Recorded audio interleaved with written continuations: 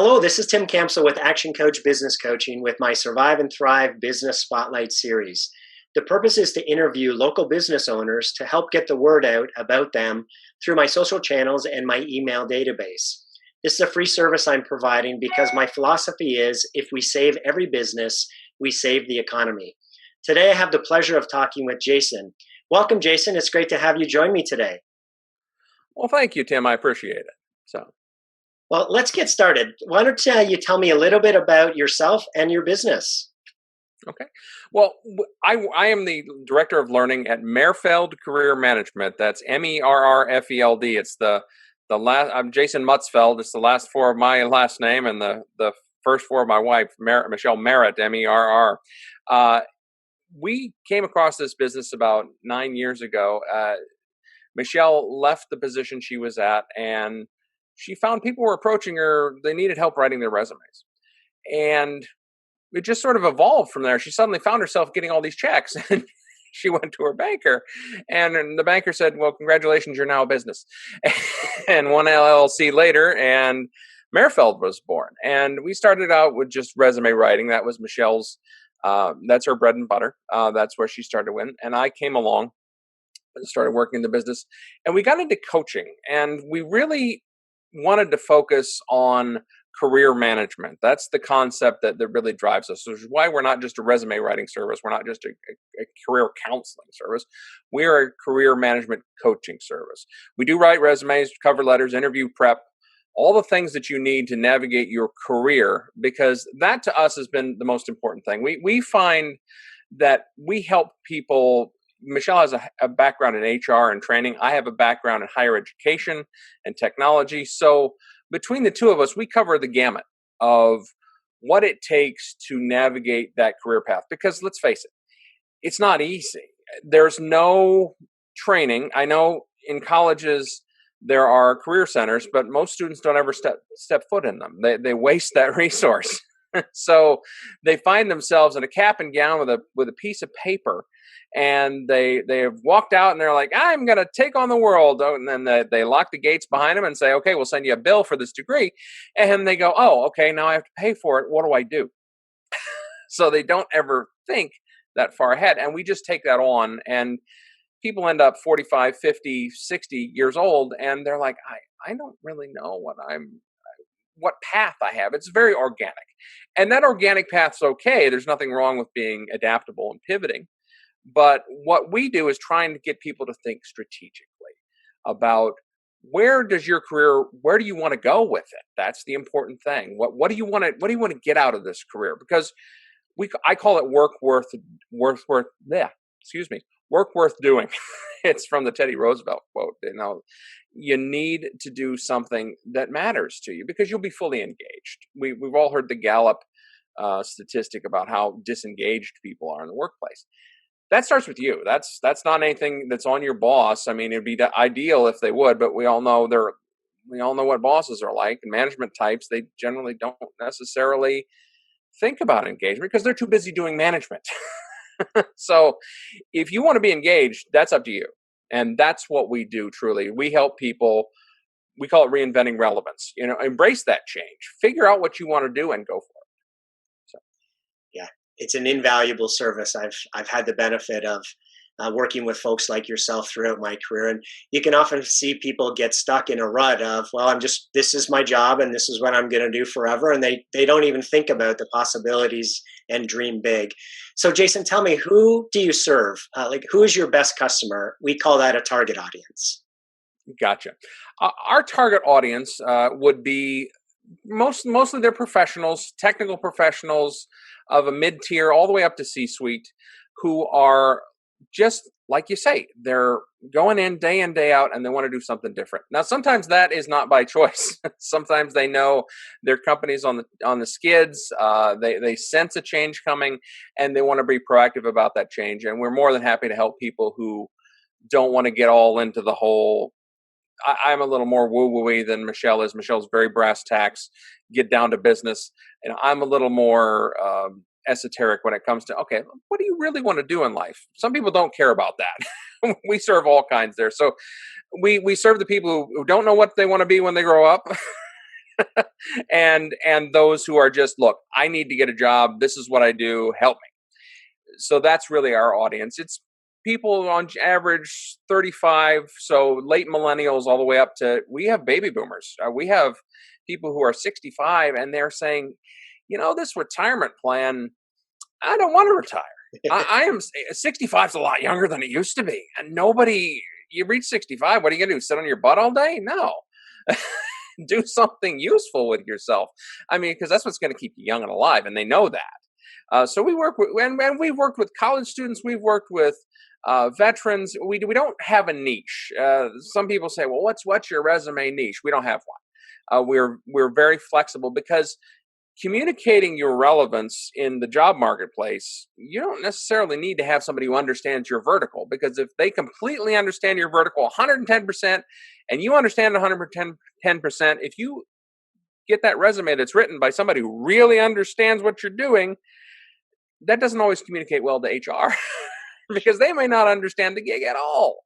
Recruiter may not understand at all. You have to be able to communicate on a human level, and that's really where we break it down. And that's our secret sauce, is that human to human connection. We pride ourselves on a very Midwestern practicality. It's a down to earth optimism that says, look, you can go for the stars, but you're going to have to put in a lot of work to build that rocket. Great, fantastic. So tell me, Jason, what's been the greatest impact that COVID has had on your business? Well, honestly, it's fear. Now we worked from home, and I like to say our business is in the cloud, because all of our contractors and employees are dispersed throughout the country, because of, thankfully, Office 365 and all the cloud tools, Dropbox, that are available to us. So this didn't affect us one iota. We went to work the next day, didn't change a thing for us. But for our clients, there's a lot of fear, and people think, oh, something's going on in the world. I need to hunker down. I just need to not worry about what's going on. I need to stay in my cube, stay in my lane, do as I'm told, shut up and do my job. That is probably the worst thing you can do, because now's the perfect time to figure out what you want to do, because things are in flux. We've always known the job security is a myth. It doesn't exist unless you own the company. You work for somebody and they can fire you. It's just that simple. So always having that plan is important. But people sort of put those plans on hold, and no, because you're going to look back on this time and say, look, I made a change because the whole world was blowing up. And this is the best part. Nobody's going to question it. Everyone's going to, oh yeah, that was back during the COVID days. Oh yeah, sure. Yeah, I did this. Yeah. There'll be stories about the people who did things during this time. And now's the perfect time to take advantage of it as an opportunity, not just a scary thing going on in the world. Well, it's great to hear that you were already virtual and you didn't have to make significant pivots. But what are the one or two things that you've done differently to overcome that fear and allow your business to continue to move forward? The biggest thing we've done is increase our social media presence. There's a lot of, before COVID-19, it was a little easier. We could be a little more professional, a little more reserved, and just wait for leads to come in. It was a standard lead generation system, sales funnel. You start with a prospect, work down to a conversion. We've switched and pivoted to be more human, to be more vulnerable, to be more out there, because people work with people. They don't work with companies necessarily. They want to work with people. And putting ourselves out there, being vulnerable, being real, being not authentic in the Instagram sense. Everyone's sick of the word authentic, but being original, being real is just being us. And for both Michelle and I, as the faces of the company, that's never been a problem for us. We're both very out front people. We just are who we are, and love sharing that. And on social media, you have that option, through vlogging, podcasts, a blog post, you name it. You can put your stuff out there, and you can be truly who you want to be, and you can show who you are. Now, there's a way to do it. There's a right way and a wrong way to do it, and I don't want to get into that because that's a whole social media lecture. But if you do it in the right way, you'll attract the people who want to work with you, and that's really what it's been about for us: is changing from a funnel model to a flywheel model, which is bringing people in and keeping them energized and keeping them turning them into lead generators because they're fans of ours. We have a tremendous amount of referral business now, not as many cold calls and prospects and clients and things like that. We truly have clients who are our friends. They are people we root for, and they know we have their back, and that's what we want to communicate. Wonderful. I've enjoyed watching you and your wife on social media, so keep up the great work. Thank you.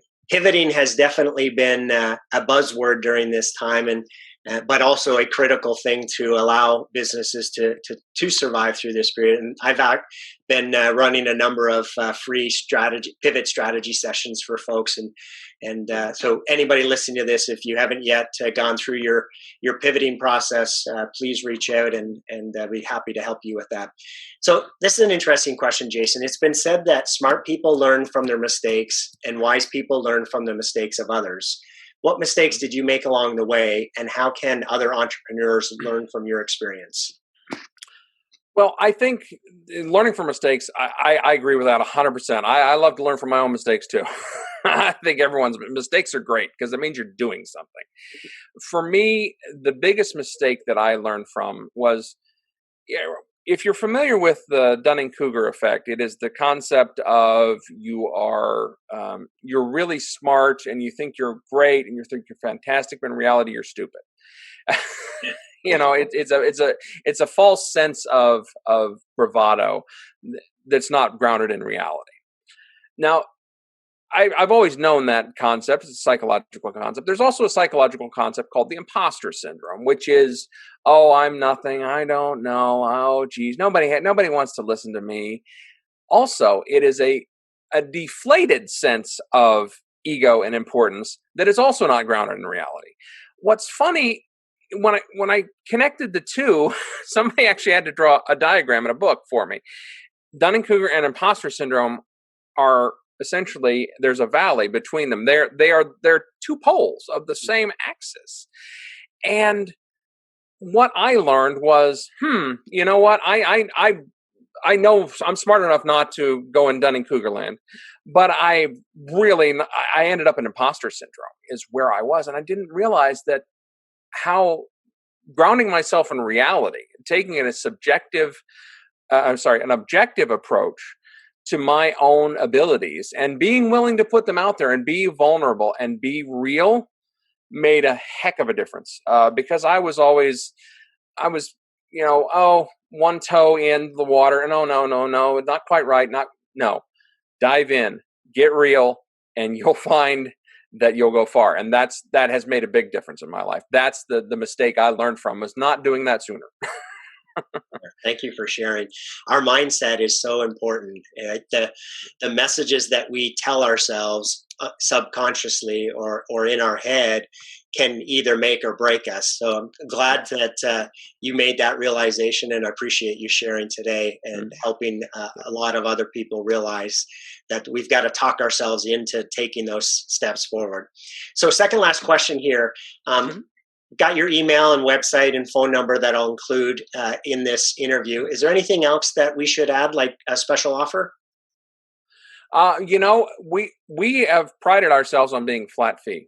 Because we're a Midwestern firm and we keep it virtual, we don't charge what some resume writers and career coaches do. Some resume writers and career coaches charge a lot. We're talking, $1,000, $1,500. We're flat fee. We don't joke around with pricing. We don't try and do any sort of, stunts. I'm trying to think of a good word to put it.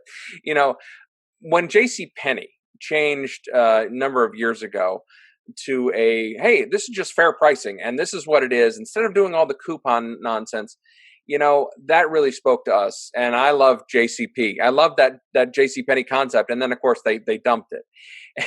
And this is just the choice we've made. And we're not saying it's the only choice or the right choice, but our choice is we are a flat fee agency. We're very upfront and we're very open and honest about what we charge. And that's what we do, So I do encourage everyone to reach out, check out our website, check out our social media. And, if you want to connect with us, that's always free. We love to meet new people. We love to connect with people.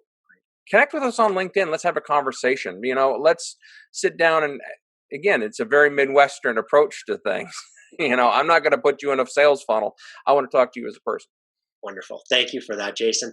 So, last question here. Tell me what is most inspiring to you today. Oh, just being alive. I'll be honest with you.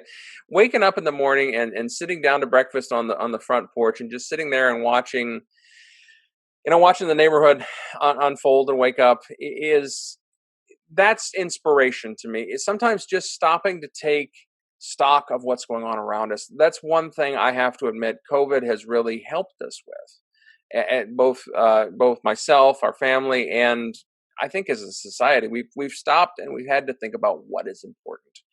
And by focusing on what is important, we can truly do, as I said, the work worth doing. Because if it's not important, cut it loose, let it go. Don't waste time. We have learned a lot with this going on right now, and I encourage everyone out there, just stop, take a deep breath, and just be mindful of what's going on, but then turn that mindfulness into mindful action. Well, thank you, Jason. This concludes the interview. I appreciate your insights today. I know listeners will be getting a lot of value out of the things that you shared. I am going to be posting this interview on my social channels, and I'll tag you on that as well. I'll be providing a link in my weekly newsletters that come out on Tuesday. And also invite everyone that's listening to take advantage of my complimentary coaching sessions. If you want to learn more about what a business coach does and how to take your business to the next level or pivot your business to survive through this crazy time and come out thriving, please reach out. If you are looking for career advice, highly recommend Jason. Please reach out to him. And again, I'll include contact information when I in this interview post. So Jason, again, thank you so much for your time today. Thank you, Tim. I appreciate it. All right. Have a wonderful day.